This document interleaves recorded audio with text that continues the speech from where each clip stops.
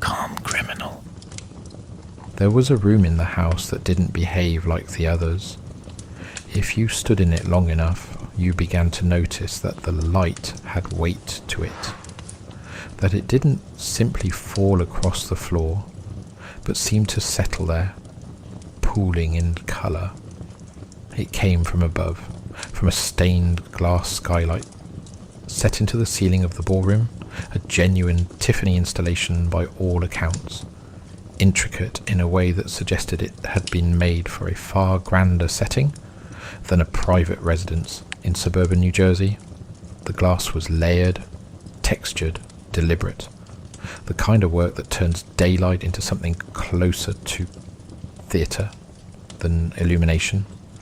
In the late afternoon, when the sun dropped low enough to strike it at an angle, the entire room would shift, reds deepening into something almost warm to the touch, blues stretching longer across the floor than seemed possible, gold settling along the edges of furniture like a second, quieter presence.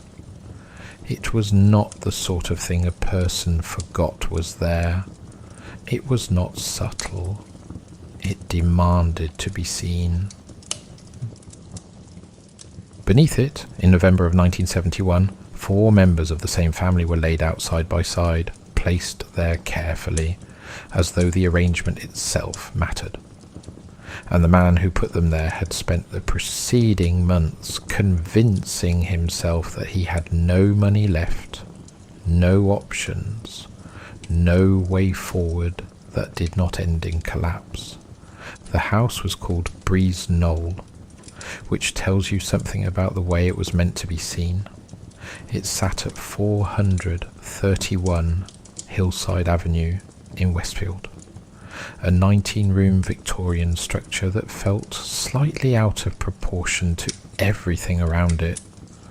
There was a ballroom, which already places it outside the realm of necessity, marble fireplaces that suggested permanence rather than comfort, and an attic apartment where an elderly mother lived separately from the rest of the family, but still within the same structure, like an afterthought that had been formalized into design. It was not a practical house. It was a statement, though of what exactly is harder to say.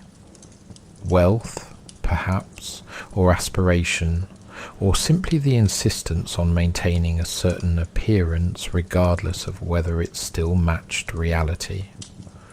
John List lived there with his wife Helen, his 3 children, and his mother. If you had seen him outside that house, you would not have associated him with anything remarkable. He was precise, restrained, the kind of man who seemed less interested in being liked than in being considered correct. He taught Sunday school, he dressed conservatively, he carried himself with a kind of contained seriousness that discouraged familiarity. People trusted him because there was nothing about him that appeared unstable, and in most cases that is enough. Stability, or the appearance of it, tends to pass without examination. By the time the murders occurred, that appearance had already separated completely from the truth. He had lost his job months earlier and had chosen not to tell anyone, not his wife, not his children, not even those who might have been able to help him. Instead, he continued to leave the house each morning as though he were still employed, maintaining the structure of his life long after its foundation had given way. That detail is easy to overlook, but it matters more than almost anything else, because it shows that the concealment came first. The lie was not a reaction to the murders. The murders were an extension of the lie. He had already decided that reality would be adjusted to preserve the image, rather than the other way around. Financially, he was deteriorating. The cost of maintaining Breeze Knoll was not something he could meet without income, and the longer he delayed confronting that fact, the fewer options remained available to him. But even then, it would be inaccurate to say that there were no options at all. There were always options. They simply required a willingness to accept a different version of himself, one that could tolerate reduction, embarrassment, exposure, selling the house, downsizing, admitting failure. Each of those paths would have preserved the lives inside the house at the expense of the image he had built around them. And then there was the skylight. It is difficult to overstate what it represented, not just in monetary terms, though those were significant, but in terms of possibility. A Tiffany skylight was not decorative in the casual sense. It was an asset. It could be removed. It could be sold. It could be converted into the very thing he believed he lacked. That does not mean it would have solved everything, but it means that the situation was not as absolute as he chose to believe. The presence of that skylight introduces a form of tension into the story that cannot be resolved by simply saying he was desperate. Desperation suggests a lack of alternatives. The skylight suggests that alternatives existed, but were not acceptable to him. On the morning of November 9th, the house followed its usual rhythm, at least from the outside. The children left for school. The room settled into daytime quiet. At some point after that, the first killing took place. Helen was shot in the back of the head inside the house. There is no indication that she anticipated it, no sign of struggle, nothing to suggest that the moment carried anything like the chaos people associate with violence. It appears to have been executed with the same controlled intent that would define everything that followed. He then went upstairs to the attic apartment and killed his mother. That movement through the house is important because it shows that this was not a single moment of loss of control, but a sequence carried out across different spaces, with time in between. He entered her separate living area, shot her above the eye, and left her there. Then he returned to the main part of the house and waited. Hours passed. That fact does not sit easily, because it removes the possibility of impulsiveness. There was time to stop, time to reconsider, time for the structure of what he was doing to break under its own weight. It did not. When his daughter Patricia came home from school, he killed her in the same way. A shot to the back of the head, delivered without warning. Then his younger son, Frederick. Same method. Same result. By that point, 4 members of his family were dead inside the house, and still the day had not reached its end. What follows is one of the details that resists explanation because it is so ordinary. He made himself lunch, not as an afterthought, not as a sign of confusion, but as part of the continuation of the day. He prepared food and ate it in the same environment where the consequences of his actions were already present.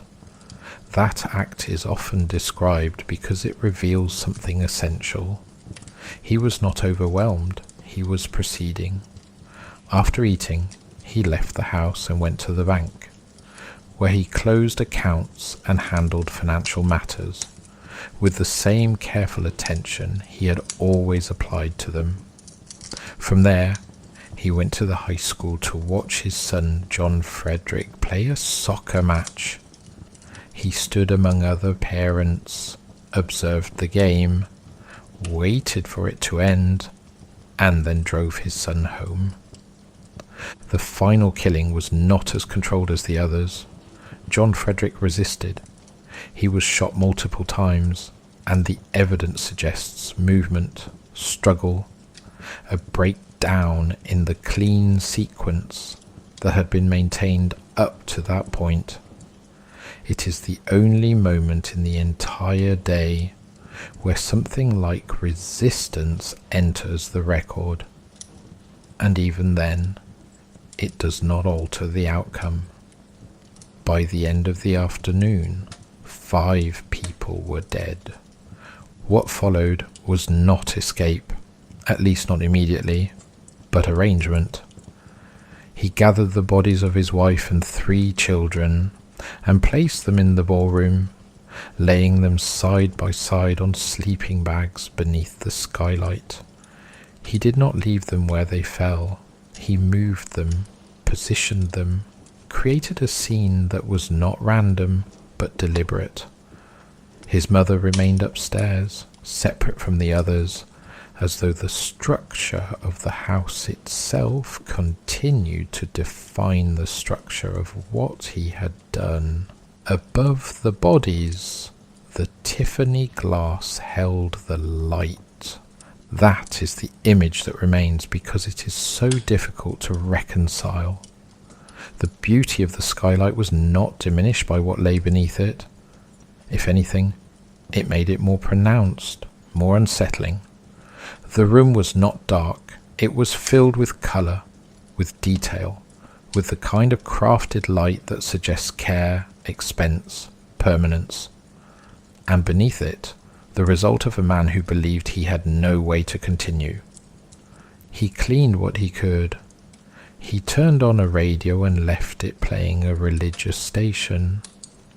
He lowered the heat in the house. He cut himself out of family photographs, removing his image as though he could erase his presence from the record entirely. Then he began to construct the illusion that would carry the story forward. Letters were written to schools and employers explaining that the family would be away due to illness. Deliveries were stopped. Mail was held. Everything that might suggest absence was managed so that it appeared intentional. And then, when everything was in place, he left. Not in a rush, not in panic, but in the same controlled manner that had defined the rest of the day. The house remained behind him, intact, silent, still holding the arrangement he had created. For weeks it continued that way. Lights on, radio playing, no movement, no interruption, as though the structure itself had been instructed to maintain the illusion in his absence. And above it all, unchanged, the skylight remained exactly where it had always been, catching the light, holding its value, offering nothing to a man who had already decided it did not count. For a while, nothing challenged the illusion. That is one of the more uncomfortable aspects of the case. Not because it is surprising, but because it feels so plausible in hindsight. People do not immediately assume the worst when a family disappears from view.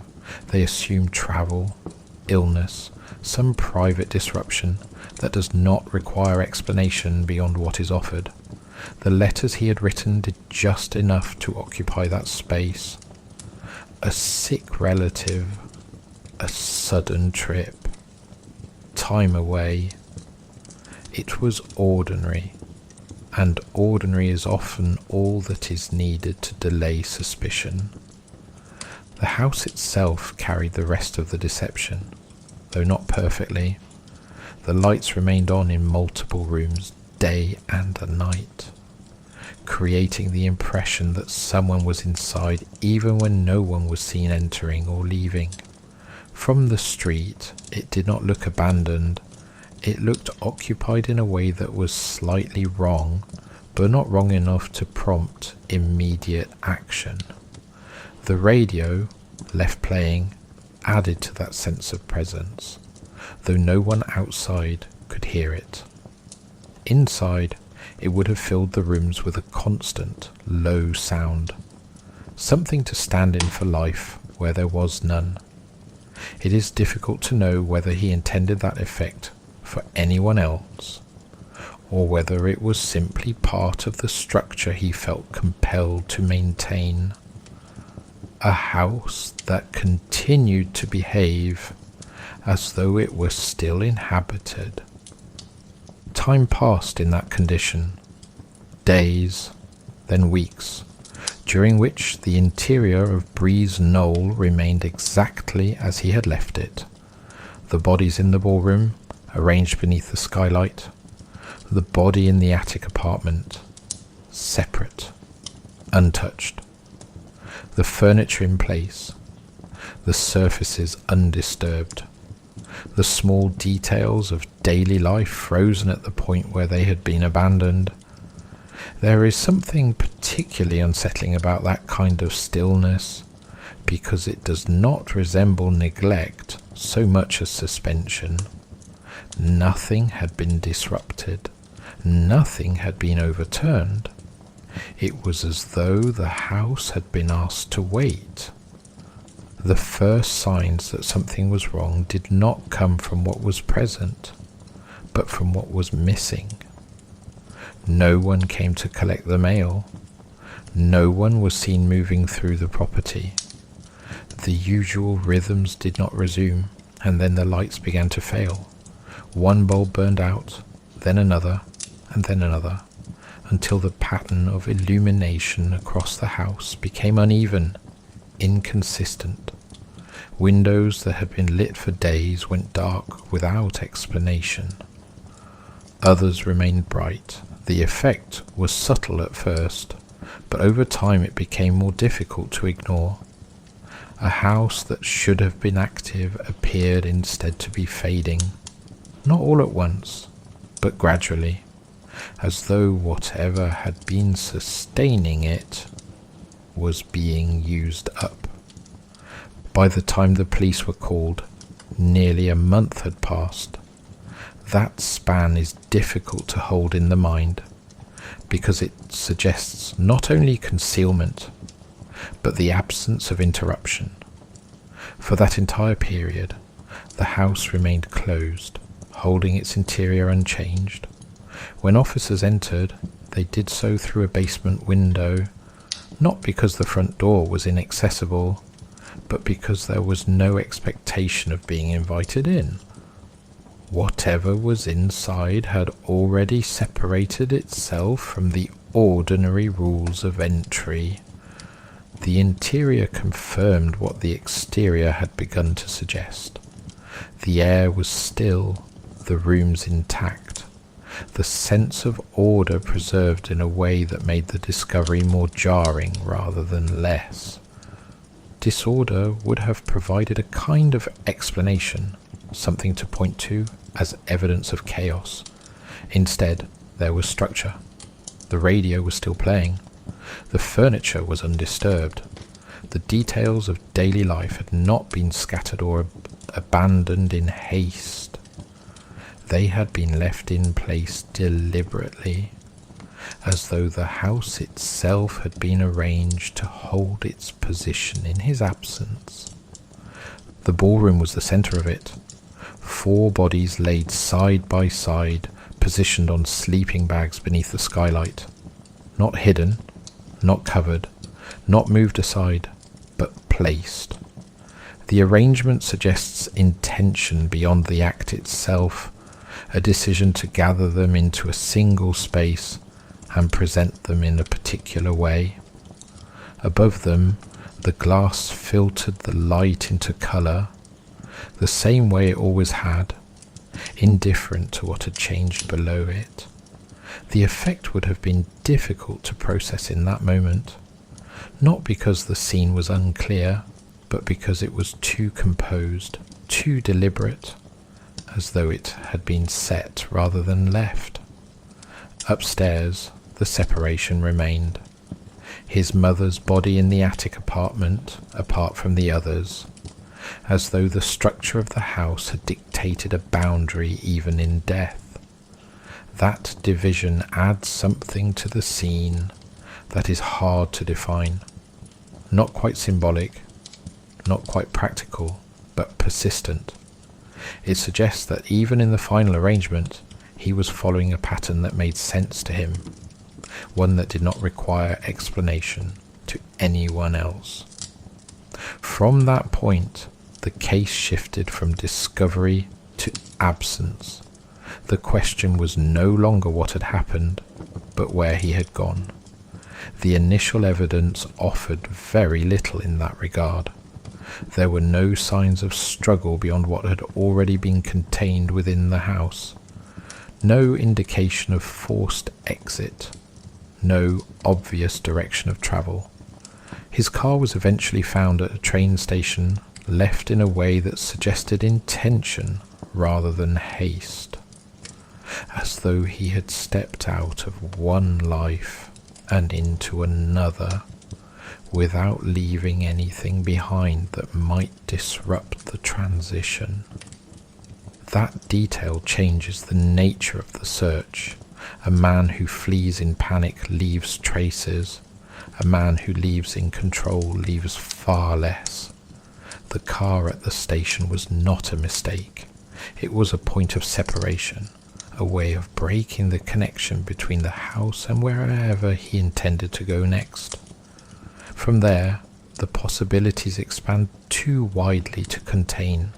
A train in any direction, a new city, a new name, the kind of movement that dissolves into the background of ordinary life. Meanwhile, Breeze Knoll became something else entirely. It was no longer a residence, but a location tied to an event that resisted resolution.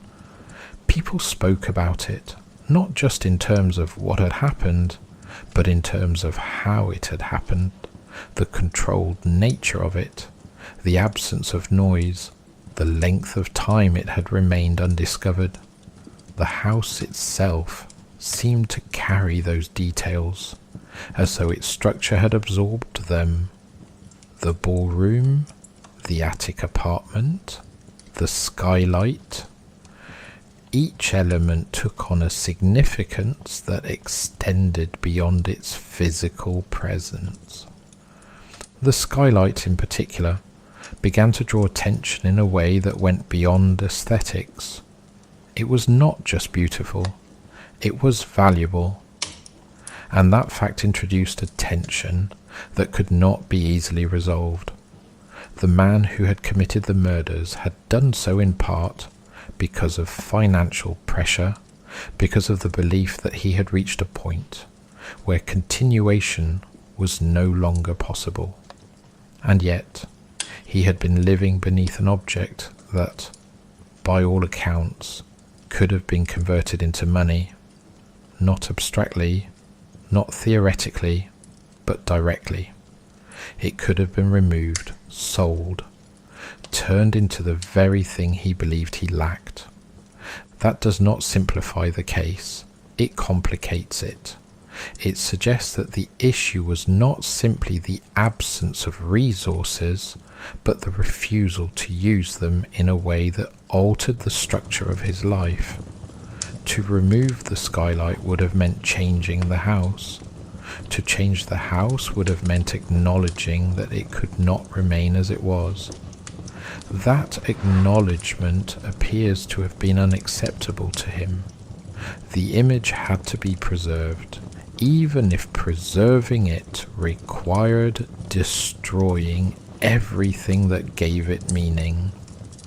Months later, the house itself was lost. A fire consumed Breeze Knoll before it could be repurposed or sold, and with it, the physical setting of the crime disappeared. The ballroom was gone. The attic apartment was gone. The rooms that had held the arrangement he created no longer existed in any tangible form. And with them, the skylight.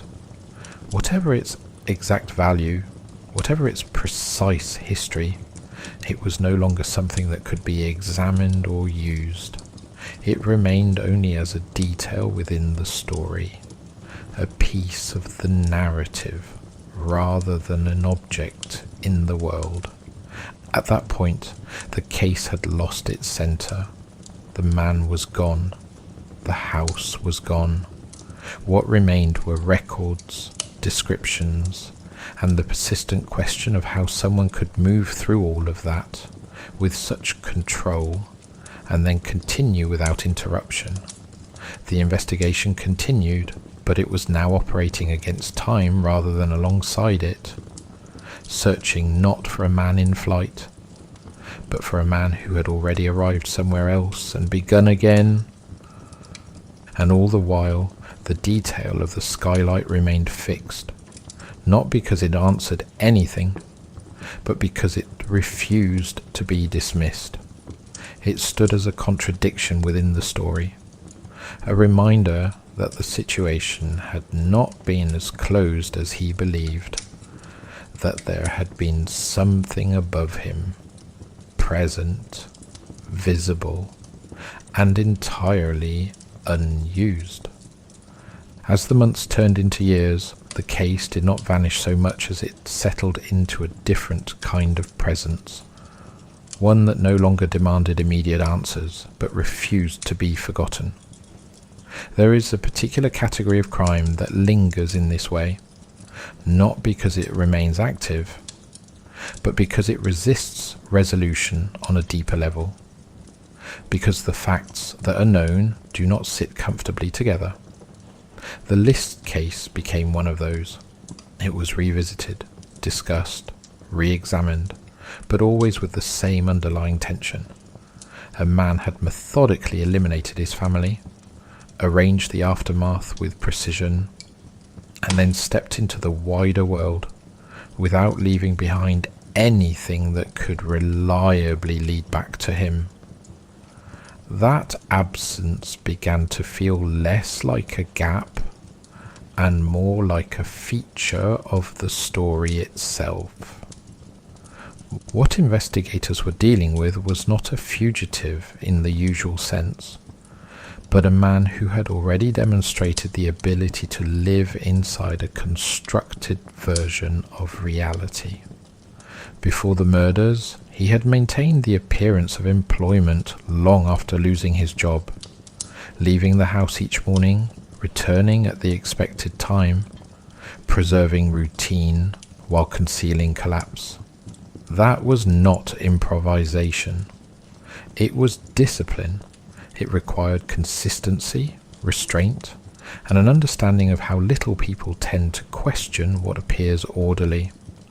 When that same discipline is applied to disappearance, it does not produce erratic movement or obvious mistakes. It produces quiet insertion, a new name adopted gradually, a new environment selected carefully, a life rebuilt in such a way that it does not attract attention because it does not deviate from expectation. At some point after leaving Westfield, he became Robert Clark. The name itself is unremarkable, which is precisely why it works. It does not invite scrutiny. It does not stand out. Under that name, he found work again as an accountant, returning to the same kind of structured profession he had held before, one that rewarded precision and routine, one that allowed him to exist within systems rather than outside them. He attended church, as he had always done, inserting himself into a community that valued the same outward qualities he had always presented: steadiness, reliability, restraint. Over time, he remarried, forming a new domestic life that, from the outside, bore a striking resemblance to the one he had left behind, minus the history that had made it impossible. This is where the case becomes particularly difficult to reconcile, because it suggests not transformation, but continuity. There is no clear point at which he becomes someone else in any meaningful sense. The name changes, the location changes, but the structure remains. He lives in the same manner, within the same boundaries, guided by the same need for order and control. The difference is that the past has been removed from the equation, not resolved, not addressed, but simply excluded. It is as though he stepped out of one life and into another that had been prepared to receive him, carrying nothing forward except the habits that allowed him to maintain it. For those around him in this new life, there was nothing that demanded suspicion. That is another uncomfortable truth. People tend to assume that something as extreme as what occurred in Westfield would leave visible traces, that there would be signs, moments of instability, inconsistencies that might raise questions. But stability, when it is performed consistently enough, becomes its own form of concealment. If a man behaves exactly as expected, if he fits into the structures around him without disruption, there is little reason for anyone to look beyond that surface. The absence of irregularity becomes the disguise. Meanwhile, the case itself aged in a different way. The photographs that had once been circulated began to lose their usefulness as time altered the face they depicted. The man in those images belonged to a specific moment fixed in 1971, while the person who now existed under another name was moving forward, accumulating the small changes that come with years. Weight shifts, hair thins, features soften. Without a clear point of reference, the connection between the two becomes increasingly difficult to establish. The longer he remained missing, the more the search was forced to rely on an image that no longer fully matched reality. And yet the idea of him did not fade. If anything, it became more defined in absence. He was no longer simply the man who had committed the murders.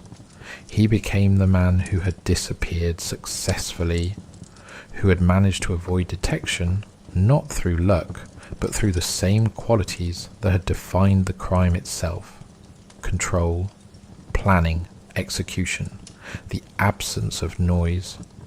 That combination gave the case a particular kind of gravity, one that extended beyond the original act and into what followed it. It suggested that what had happened inside Breeze Knoll was not an isolated event, but part of a larger pattern, one that continued even after the house, the bodies, and the immediate aftermath had been left behind. Through all of this, the detail of the skylight remained, not as evidence in the traditional sense, but as a point of unresolved tension within the narrative. It did not lead to his location, it did not provide a clue that could be followed, but it altered the way the case was understood. The more time passed, the more it stood out, because it refused to align with the explanation that had been offered. Financial desperation was part of the story, but it was not the entire story. The presence of something valuable within the house, something that could have been converted into money, complicates that explanation in a way that cannot be ignored. It suggests that the issue was not simply that he lacked resources, but that he rejected the forms those resources might take if using them required altering the structure of his life. That rejection becomes more striking when placed alongside what he did next. He did not abandon structure, he recreated it. He built a new life that mirrored the old one in all the ways that mattered to him, maintaining the same outward qualities, the same routines, the same controlled presence. The only thing he did not carry forward was the part of that life that had become inconvenient: the family, the house, the financial strain. Those were removed, not resolved. and in their place, he constructed something cleaner, more manageable, free of the elements that had threatened to expose him. It is in that context that the skylight takes on its full weight, not as a missed opportunity in a simple sense, but as something that represented a form of adaptation he could not accept. To use it would have required acknowledging that the house was not sustainable in its current form, that the image he had built could not be preserved intact. It would have meant altering the structure to save what remained within it. Instead, he chose to preserve the structure in his mind by removing everything that disrupted it in reality. Years passed in that condition, with no interruption, no confirmed sighting, no clear indication that the man who had left Westfield still existed in any form that could be reached. The case remained open, but it had shifted into something quieter, something that waited rather than moved, and for a long time it seemed entirely possible that it would remain that way indefinitely, that the man who had arranged his family beneath a skylight of extraordinary value would never be connected again to the life he had built afterwards.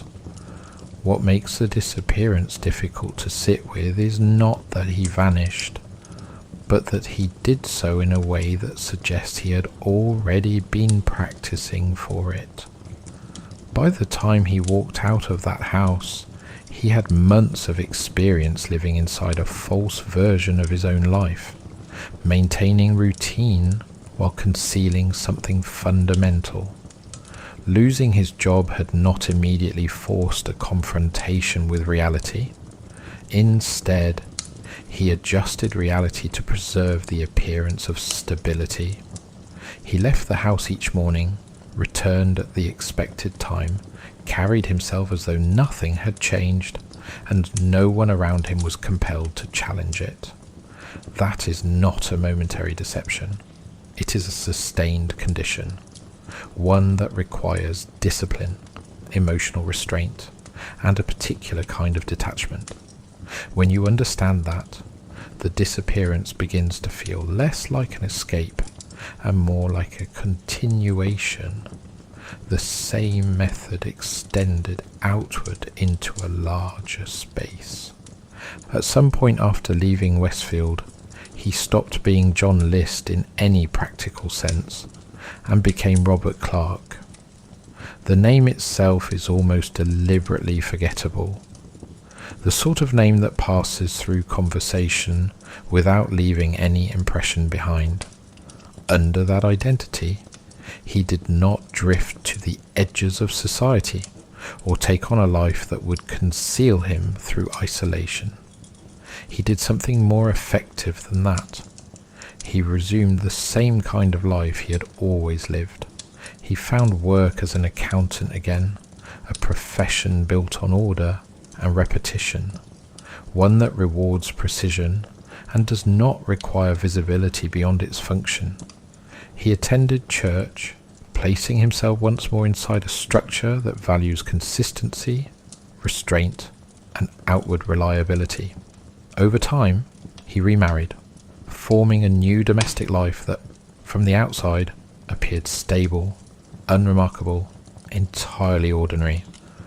There is something deeply unsettling in that choice, not because it is dramatic, but because it is so controlled. He did not reinvent himself in any meaningful way. He recreated himself for the people around him in this new life. There was no obvious reason to question anything. That is one of the most uncomfortable aspects of the case. There is a tendency to believe that acts of extreme violence must leave some visible residue, that they alter a person in ways that can be observed if one is paying attention. But stability, when it is performed consistently enough, becomes indistinguishable from authenticity. If a man shows up on time, does his work, participates in his community, and does not deviate from expectation, there is very little that prompts deeper scrutiny. The absence of irregularity becomes its own form of concealment. In that sense, his success was not based on evasion, but on conformity. He did not hide from the world. He blended into it. Meanwhile, the case he left behind aged in a way that made it harder to resolve, not easier. The photographs that had once defined him became less reliable as time passed. The man in those images belonged to 1971, fixed in a moment that no longer existed, while the person living under another name continued to change in small, cumulative ways. Faces do not remain static. They shift with age, with habit, with environment. Without a clear reference point, the connection between the past and the present weakens, and the search begins to rely on something less precise than recognition. It becomes a matter of probability rather than certainty, of trying to locate a person who has already moved beyond the image used to define him. And yet, even as the practical path to finding him became more difficult, the idea of him did not fade. If anything, it became more defined in his absence. He was no longer simply the man who had committed the murders. He became the man who had managed to remove himself from the consequences of them, who had stepped out of one life and into another without interruption. That distinction carries a different kind of weight, because it suggests that what happened inside Breeze Knoll was not an isolated rupture, but part of a pattern that continued afterward. The same control that shaped the crime appeared to shape everything that followed it.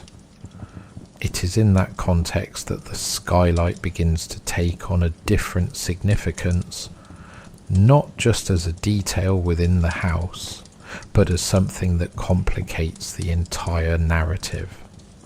The more distance there is from the event, the clearer that complication becomes. Financial pressure is often cited as a central factor, and it is certainly present, but it does not exist in isolation. The presence of a valuable object within the home, something that could have been converted into money, introduces a contradiction that cannot be dismissed.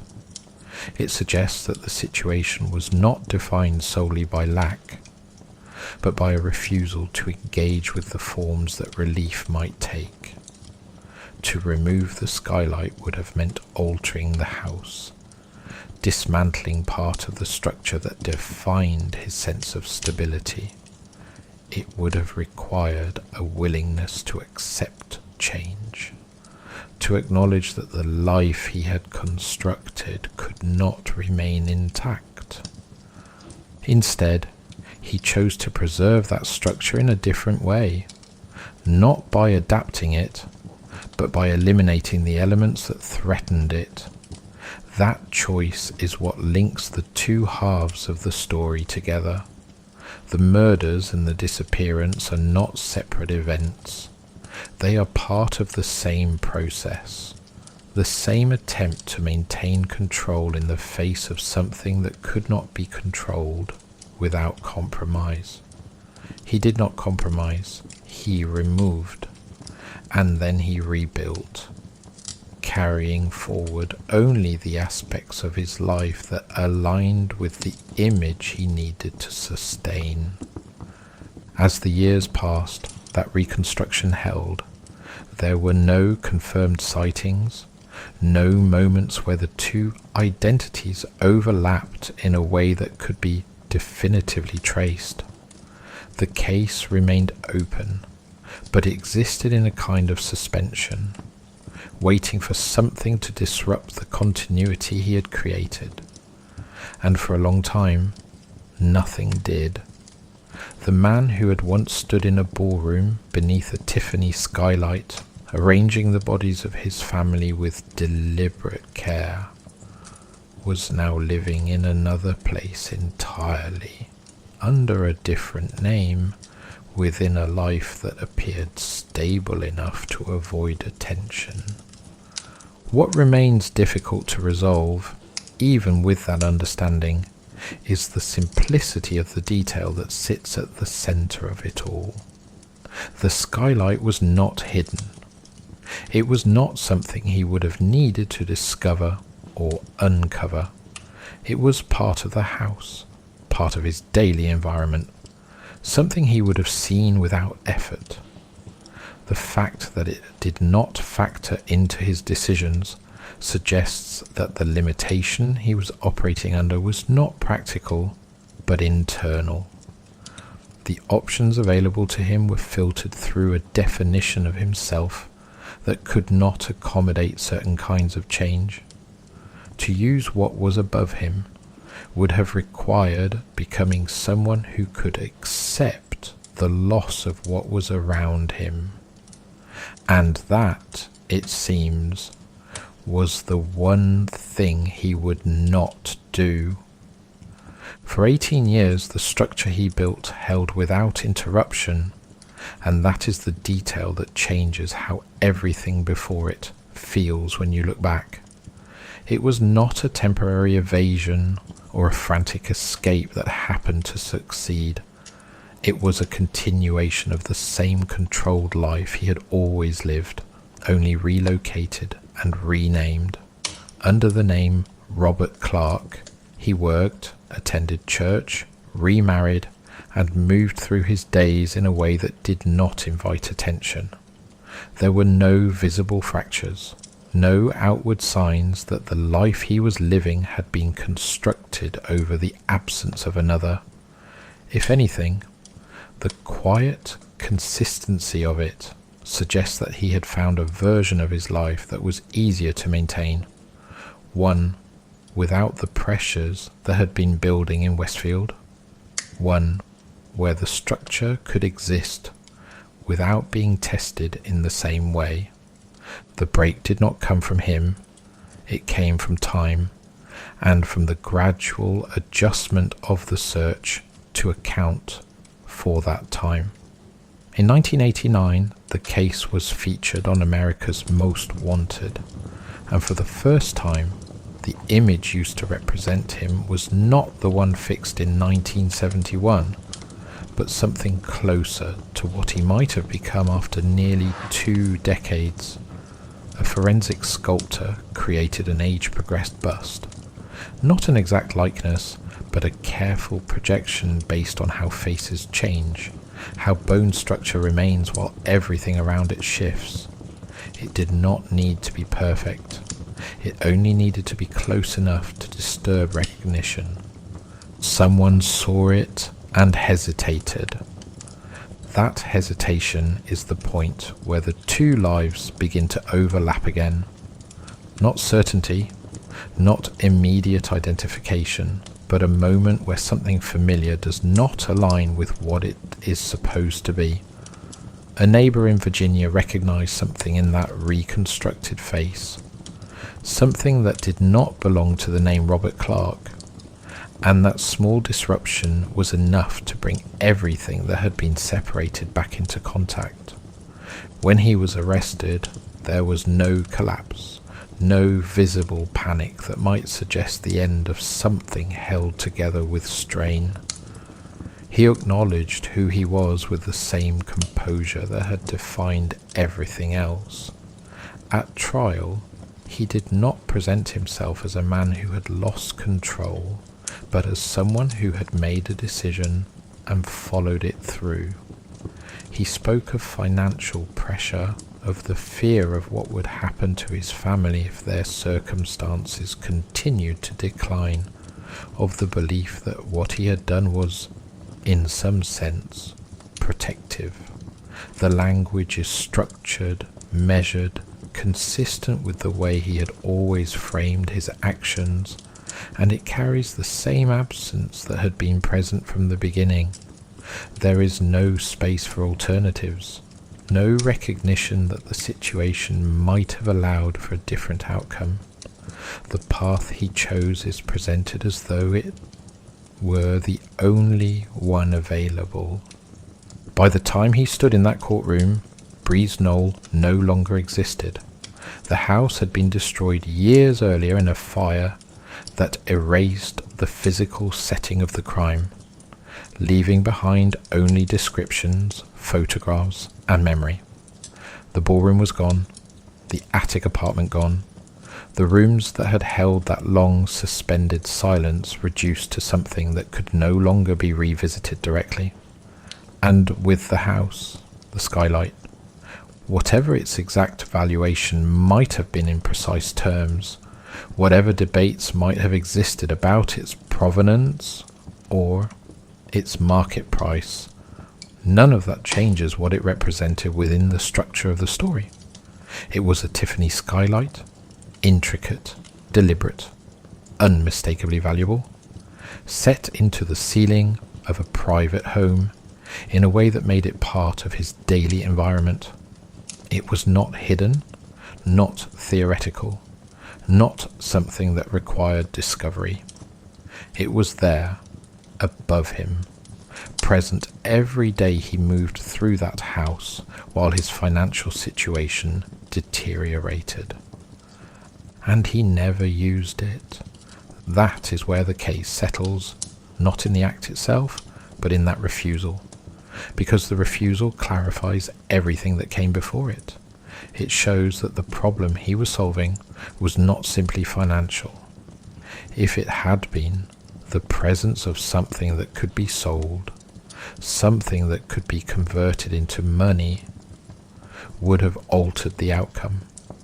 It would have introduced a different sequence of decisions, one that preserved the lives around him while altering the structure of the life he was trying to maintain. Instead, he rejected that path entirely, not because it did not exist, but because it required a form of change he would not accept. To remove the skylight would have meant dismantling part of the house, altering it in a visible way, acknowledging that it could not remain intact.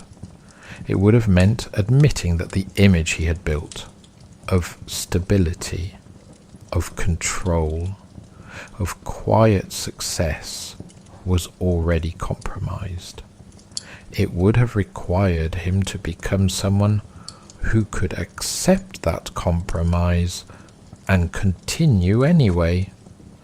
Everything about his actions suggests that this was the one outcome he could not tolerate. So he chose something else. He preserved the image by removing everything that threatened it, not adjusting the structure, but clearing it, not altering the house, but emptying it. And then, when that version of the structure could no longer exist in reality, he rebuilt it somewhere else, carrying forward only the parts that did not challenge him. When you return to the image of the ballroom now, it is difficult not to see it differently. The bodies remain where they were placed, the arrangement still deliberate, the room still defined by the light that fell through the glass above. But that light carries a different weight once you understand what it represented. Not just beauty, not just wealth, but an option that was present and refused. Something that existed within reach and was dismissed because it did not fit the shape of the life he believed he needed to preserve. It would be easy to reduce that to a single line, to say that all he had to do was look up, but that does not quite capture it. He did look up, he lived under it, he saw it every day. The truth is more difficult than that, because it suggests that seeing something is not the same as accepting what it means. The skylight was part of his world, But it did not register as a solution because the kind of solution it offered required him to change in a way he would not allow. And so it remained there, unchanged, as everything else was brought to an end beneath it. What stays with you, in the end, is not just the violence, or the disappearance, or even the length of time he managed to avoid being found. It is the stillness of that room, the way the light would have moved across it in the days before the house was entered, the way something so carefully made, so clearly valuable, could exist in the same space as a decision so absolute, and have no effect on it at all. The glass held the light, he held the structure, and when the two came into conflict, it was everything else that gave way.